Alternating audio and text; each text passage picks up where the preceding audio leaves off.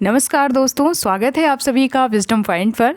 दोस्तों, हम देख रहे हैं हिंदी से संबंधित एक महत्वपूर्ण श्रृंखला जो कि आधारित है डॉक्टर गोविंद पांडे व सरस्वती पांडे जी की किताब हिंदी भाषा एवं साहित्य का वस्तुनिष्ठ इतिहास पर। दोस्तों, ये वीडियोज़ आपके आगामी परीक्षाओं जैसे UP TGT, PGT, assistant professor, LT grade, GIC प्रवक्ता, जीडीसी, यूजीसी नेट, इन परीक्षाओं की दृष्टि से बहुत ही उपयोगी है। आज के इस वीडियो में हम देखेंगे हिंदी साहित्य इतिहास लेखन की परंपरा को और जानेंगे कि हिंदी साहित्य के इतिहास लेखन का पहला प्रयास किसने किया और इस परंपरा को आगे बढ़ाने का कार्य किसने किया और सबसे प्रामाणिक इतिहास किसका माना जाता है। तो आइए शुरू करते हैं आज का वीडियो और देखते हैं हिंदी साहित्य इतिहास लेखन की परंपरा को। आज के इस वीडियो का पहला पॉइंट है, हिंदी साहित्य इतिहास लेखन का सबसे बड़ा प्रयास फ्रेंच विद्वान गार्सा दा तासी ने किया। सबसे पहला प्रयास किसका था? तो वो है फ्रेंच विद्वान गार्सा दा तासी। गार्सा दा तासी ने अपनी पुस्तक की रचना फ्रेंच भाषा में की, क्योंकि ये एक फ्रेंच विद्वान थे, इसीलिए इन्होंने अपनी पुस्तक की रचना फ्रेंच भाषा में की। तासी ने अपनी पुस्तक का नाम रखा इस्तवार द ला लिटरेत्यूर एंदुई एंदुस्तानी। इन्होंने अपनी इस पुस्तक का नाम रखा इस्तवार द ला लिटरेत्यूर एंदुई एंदुस्तानी। यह पुस्तक 2 भागों में विभक्त है। ये ध्यान दीजिएगा, ये प्रश्न एक बार आया था कि यह पुस्तक कितने भागों में विभक्त है, तो ये 2 भागों में विभक्त है, जिसका प्रकाशन क्रमशः हुआ था। पहली बार ये प्रकाशित हुआ था 1839 ईस्वी में और दोबारा जब ये प्रकाशित हुआ, इसका दूसरा भाग आया, तो इसका प्रकाशन वर्ष है 1847 ईस्वी।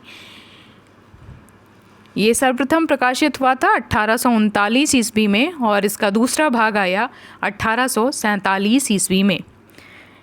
यह ग्रंथ ग्रेट ब्रिटेन और आयरलैंड की प्राच्य साहित्य अनुवाद समिति की ओर से पेरिस में मुद्रित किया गया। ये ध्यान देने योग्य बात है कि यह ग्रंथ ग्रेट ब्रिटेन और आयरलैंड की प्राच्य साहित्य अनुवादक समिति की ओर से पेरिस में मुद्रित किया गया। अगला महत्वपूर्ण पॉइंट है, इस्तवार द ला लिटरेत्यूर एंदुई एंदुस्तानी द्वितीय संस्करण में 3 भागों में विभक्त हो गया था। पहले संस्करण में ये एक ही भाग में था और दूसरा संस्करण जो कि इसका 1847 ईस्वी में आया, उसमें ये 3 भागों में विभक्त हो गया था, जिसका प्रकाशन 1871 ईस्वी में हुआ, जब ये द्वितीय संस्करण में आया। तासी ने अपनी पुस्तक में हिंदी और उर्दू के अनेक कवियों का विवरण अंग्रेजी वर्ण क्रमानुसार दिया है। इन्होंने, क्योंकि ये फ्रेंच विद्वान थे, तो इन्होंने हिंदी और उर्दू के कवियों को अपने इस ग्रंथ में स्थान दिया और इन कवियों का विवरण इन्होंने अंग्रेजी वर्ण क्रमानुसार दिया है। गार्सा दा तासी के ग्रंथ में कुल 738 कवि हैं। कितने कवि हैं? 738 कवि हैं, जिनमें हिंदी के केवल 72 कवि हैं और जितने कवि हैं वो सारे उर्दू के कवि हैं। तो इनके 738 कवियों में केवल 72 कवि हिंदी के कवि हैं। डॉक्टर लक्ष्मी सागर वार्ष्णेय ने तासी के ग्रंथ का हिंदी अनुवाद हिंदुई साहित्य का इतिहास नाम से सन 1952 ईस्वी में किया। किसने इसका हिंदी अनुवाद किया? तो उनका नाम है डॉक्टर लक्ष्मी सागर वार्ष्णेय जी ने, और इस हिंदी अनुवाद ग्रंथ का नाम इन्होंने रखा हिंदुई साहित्य का इतिहास, जिसका प्रकाशन हुआ 1952 ईस्वी में। तासी की पुस्तक इस्तवार द लिटरेत्यूर एंदुई एंदुस्तानी में एंदुई के लिए हिंदवी और एंदुस्तानी के लिए हिंदुस्तानी अर्थ प्रयुक्त होता है।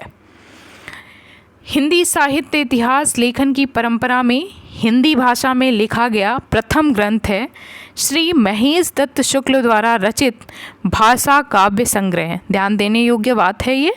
हिंदी साहित्य इतिहास लेखन की परंपरा में हिंदी भाषा में जो पहला ग्रंथ लिखा गया उसके लेखक हैं श्री महेश दत्त शुक्ल जी, और इस ग्रंथ का नाम है भाषा काव्य संग्रह। भाषा काव्य संग्रह का प्रकाशन 1873 ईस्वी में नवल किशोर प्रेस लखनऊ से हुआ था। कहाँ से हुआ था इसका प्रकाशन? तो नवल किशोर प्रेस लखनऊ से 1873 ईस्वी में महेश दत्त शुक्ल की पुस्तक भाषा काव्य संग्रह का प्रकाशन हुआ था। अगले रचनाकार हैं शिव सिंह सेंगर जी। शिव सिंह सेंगर जी ने शिव सिंह सरोज नाम से हिंदी भाषा में दूसरा महत्वपूर्ण इतिहास ग्रंथ रचा।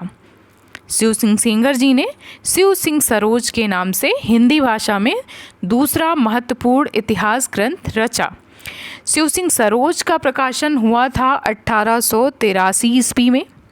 शिव सिंह सरोज में एक सहस्र मतलब कि 1838 कवियों, भाषा कवियों का जीवन चरित्र तथा उनकी कविताओं के उदाहरण दिए गए हैं। कितने कवियों के? तो शिव सिंह सरोज में 838 कवियों का जीवन चरित्र और उनकी कविताओं के उदाहरण दिए गए हैं। सन 1888 में एशियाटिक सोसाइटी ऑफ बंगाल की पत्रिका के विशेषांक के रूप में ग्रियर्सन द्वारा रचित the modern vernacular literature of Hindustan का प्रकाशन हुआ, और ये साहित्य इतिहास की ये पुस्तक, ये ग्रंथ हिंदी साहित्य के इतिहास का मील का पत्थर साबित हुआ।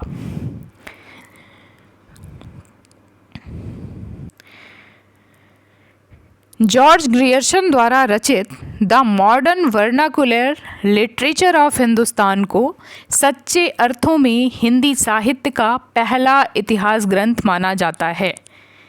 सच्चे अर्थों में हिंदी साहित्य का पहला इतिहास ग्रंथ माना जाता है डॉक्टर जॉर्ज ग्रियर्सन द्वारा रचित the modern vernacular literature of Hindustan को।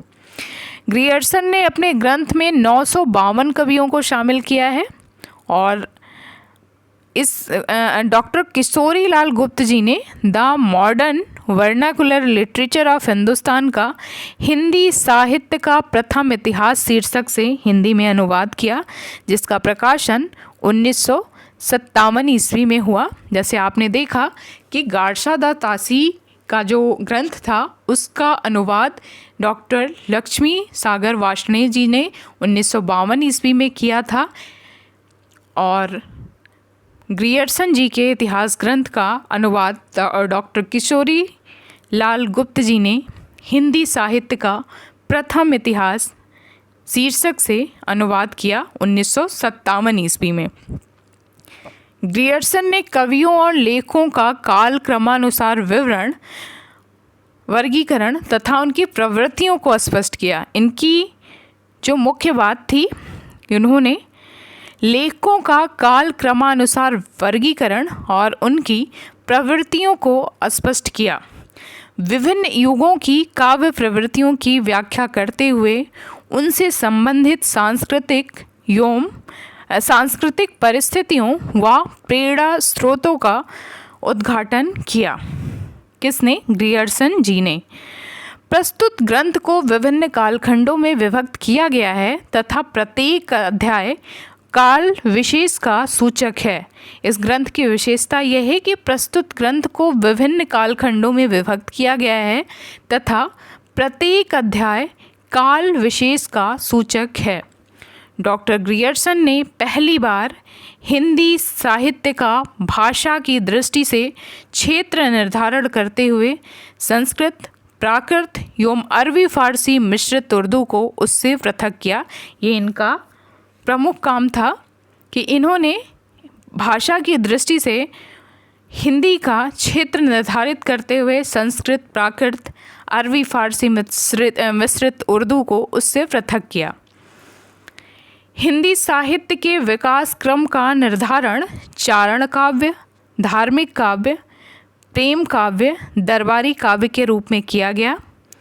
इस ग्रंथ में the modern vernacular literature of Hindustan, जो कि ग्रंथ है ग्रियर्सन जी का, 16वीं-17वीं शताब्दी के युग भक्ति काल को हिंदी काव्य का स्वर्ण युग मानना ग्रियर्सन की महत्वपूर्ण उपलब्धि है। ग्रियर्सन जी ने भक्ति काल को हिंदी काव्य का स्वर्ण युग माना है और ये ग्रियर्सन जी की महत्वपूर्ण उपलब्धि है। अगले इतिहासकार के रूप में हम देखेंगे मिश्र बंधुओं को। मिश्र बंधुओं ने मिश्र बंधु विनोद नामक इतिहास ग्रंथ की रचना की। मिश्र बंधुओं में गणेश बिहारी, श्याम बिहारी और सुखदेव बिहारी मिश्र हैं।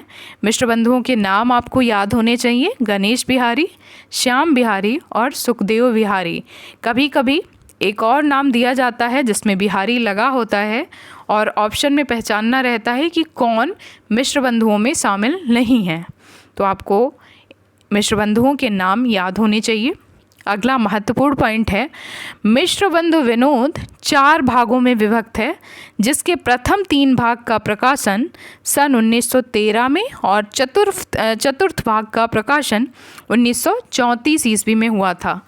तो मिश्र बंधुओं की जो किताब है इतिहास से संबंधित, उसका प्रकाशन वर्ष है 1913, जिसमें जब इसके 3 भाग प्रकाशित हुए थे और इसका चौथा भाग प्रकाशित हुआ था 1934 ईस्वी में। तो ये ध्यान देने योग्य बात है, परीक्षा में पूछा भी गया है इससे संबंधित प्रश्न, तो आप ध्यान रखिएगा इस महत्वपूर्ण पॉइंट को।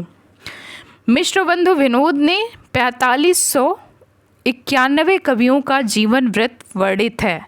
मिश्र बंधु विनोद में, जिसको मिश्र बंधुओं ने लिखा है, इसमें 4591 कवियों का जीवन वृत्त वर्णित है। इसमें अनेक अज्ञात कवियों को प्रकाश में लाने के साथ ही उनके साहित्यिक महत्व को स्पष्ट करने का भी प्रयास किया गया है। मिश्र बंधु विनोद में कवियों का सापेक्षिक महत्व निर्धारित करने के लिए उनकी 4 श्रेणियां बनाई गई हैं। कवियों के महत्व को निर्धारित करने के लिए उनकी 4 श्रेणियां बनाई गई हैं और हिंदी साहित्य इतिहास लेखन की परंपरा में आचार्य रामचंद्र शुक्ल द्वारा रचित, दोस्तों वीडियो बहुत बड़ा हो जाएगा अगर हम रामचंद्र शुक्ल जी पे आएंगे, तो इस वीडियो को यहीं पे ख़त्म करते हैं और अगले वीडियो में हम आचार्य रामचंद्र शुक्ल जी के साहित्य इतिहास लेखन की परंपरा से शुरू करेंगे, क्योंकि ये पॉइंट हम अगले वीडियो में कवर करें तो ज़्यादा अच्छा है, क्योंकि ये आचार्य रामचंद्र शुक्ल जी इतिहास लेखन की परंपरा में बहुत ही प्रतिष्ठित स्थान रखते हैं और इनके लिए एक वीडियो अगर स्पेशल बनाया जाए तो वो कम है। तो दोस्तों मिलते हैं अपने अगले वीडियो में, तब तक के लिए नमस्कार।